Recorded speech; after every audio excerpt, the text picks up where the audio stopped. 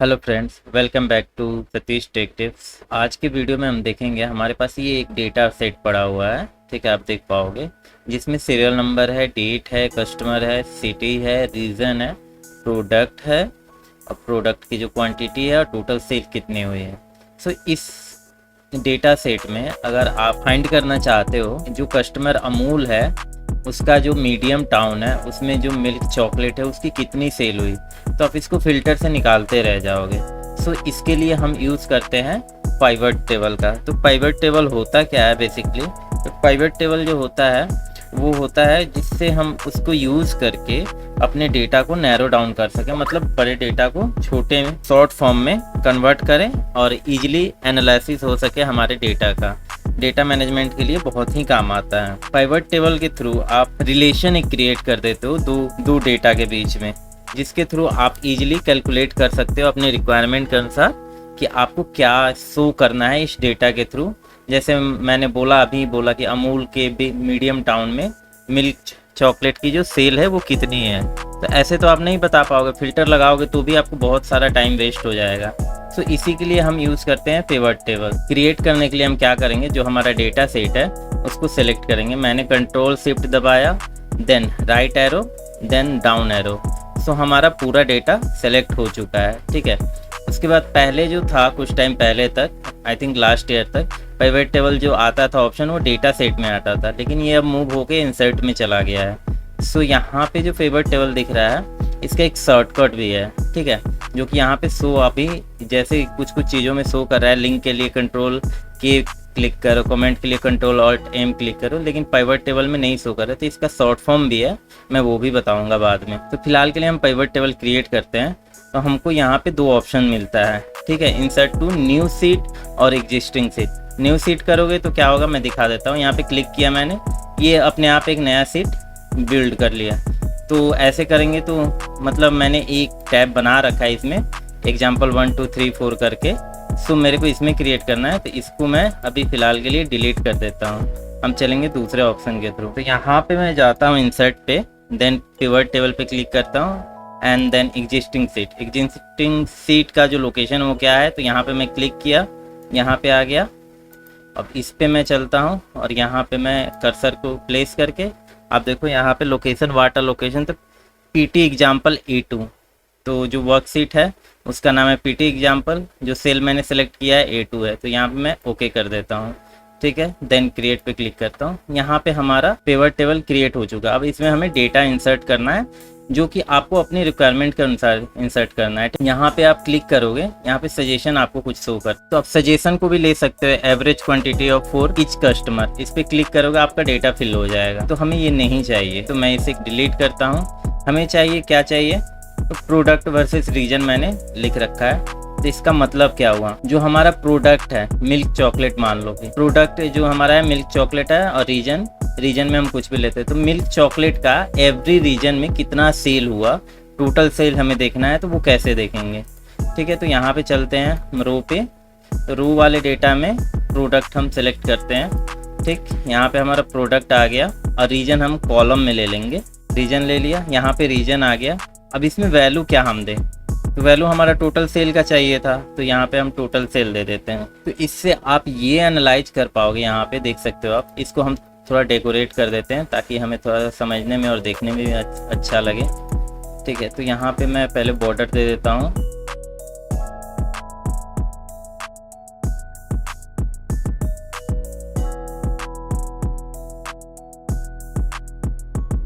इतना हो गया हमारा। तो इससे हम वन शर्ट में क्या कर सकते हैं, जैसे प्रोडक्ट जो है हमारा डार्क चॉकलेट है, उसका ईस्ट रीजन में कितना सेल हुआ, साउथ में कितना हुआ, वेस्ट में कितना हुआ, ठीक है। इस टोटल का हम देखेंगे, एक शॉट में हम निकाल सकते हैं कि हाँ टोटल कितनी सेल हुई। आप इस डेटा पे आके देखोगे ईस्ट रीजन में कितना सेल हुआ, तो आप ढूंढते रह जाओगे, फिल्टर लगाते रह जाओगे। इसलिए हम पिवट टेबल का यूज़ करते हैं अपने जो क्वेरी है उसको नैरो डाउन करने के लिए, ठीक। अब चलते हैं दूसरे एग्जाम्पल पे। तो जैसे कस्टमर हमारा है अमूल है, कैडबरी है, कोकाक है, पार्ले है, मार्स है, तो इसमें का हम यहाँ पे जनरेट करते हैं। इसके लिए हम सिंपली अपने सीट को सेलेक्ट करते हैं, again control shift right arrow, then down arrow, click करना है, इंसर्ट पे गए, देन पिवट टेबल पे क्लिक किए, हमें एग्जिस्टिंग सीट पे जाना है, लोकेशन हम दे देंगे यहाँ से पीटी एग्जाम्पल 2 है, यहाँ पे सेल को सेलेक्ट करेंगे, ओके कर देंगे, देन क्रिएट कर देंगे। ठीक है, रो डेटा में हमें कस्टमर का लेना है, हम यहाँ से कस्टमर सेलेक्ट कर लेते हैं। ठीक है, और हमें प्रोडक्ट का जो वैल्यू चाहिए वो लेना है, तो यहाँ पे हमारा कॉलम्स है, यहाँ पे प्रोडक्ट ले लिया मैंने। ठीक, देन वैल्यूज में हम ऐड कर देते हैं टोटल सेल। ठीक है, तो यहाँ पे आप देख पाओगे कि वन शॉट में आप देख सकते हैं जो भी हमारे कस्टमर हैं उनका जो है किस रीजन में कितना सेल हुआ है। यहाँ पे थोड़ा सा डेटा आपको वर्टिकली अलाइन नहीं है, तो इसको आप यहाँ से सिंपली अलाइन कर सकते हो। इसको मैं यहाँ पे अभी हटाता हूँ फिलहाल के लिए, यहाँ पे अलाइनमेंट है, आप लेफ्ट अलाइन कर दो, तो इससे आपका डेटा वन रो में आ जाएगा। अगर इसमें बॉर्डर देना चाहते हो आप बॉर्डर भी दे सकते हो। तो यहाँ पे आप वन शॉट में ये देख पाओगे कि हाँ आपका जो कस्टमर है उनकी एक बार में किस रीजन में किस चॉकलेट की कितनी सेल हुई है। इसमें आप एक चीज़ और कर सकते हो, जैसे यहाँ पे मैं दिखा देता हूँ। ठीक, तो यहाँ पे आप सेलेक्ट कर रखे हो प्रोडक्ट में हमें नहीं चाहिए, लेकिन इसको यहाँ पे आप देख सकते हो असेंडिंग और डिसेंडिंग ऑर्डर है, तो डिसेंडिंग में कर दो या फिर असेंडिंग में कर दो, आप इसको अपने अकॉर्डिंग सेट कर सकते हो। यहाँ पे भी सेम कस्टमर जो है उसको असेंडिंग में कर दो या फिर वैल्यू के थ्रू आप चल लो, यहाँ पे भी असेंडिंग में है। और वैल्यूज जो है हमारी सम है, तो आप क्या निकालना चाहते हो, sum, count, average, max, mean, median, product, तो यहाँ पे सारे ऑप्शन आपको मिल जाते हैं। तो ये है कमाल पिवट टेबल का। और इन 2 एग्जांपल मैं और बताऊंगा, अगर आपको समझ में आ गया है तो वीडियो आप स्किप कर सकते हो, अगर समझना चाहते हो तो आगे बढ़ते हैं। थर्ड के लिए मैं जल्दी से इंसर्ट कर देता हूँ डेटा। ठीक है, यहाँ पे मैंने पिवट टेबल इंसर्ट कर लिया है। अब प्रोडक्ट वर्सेस डेट देखना है, तो इसमें बहुत हॉरिजॉन्टल डेटा बहुत ज़्यादा हो जाएगा। जैसे रो में हमें प्रोडक्ट लेना है, ठीक है, तो हम प्रोडक्ट सेलेक्ट कर लेते हैं यहाँ से, और जो हमारी कॉलम है उसमें हमें डेट लेना है।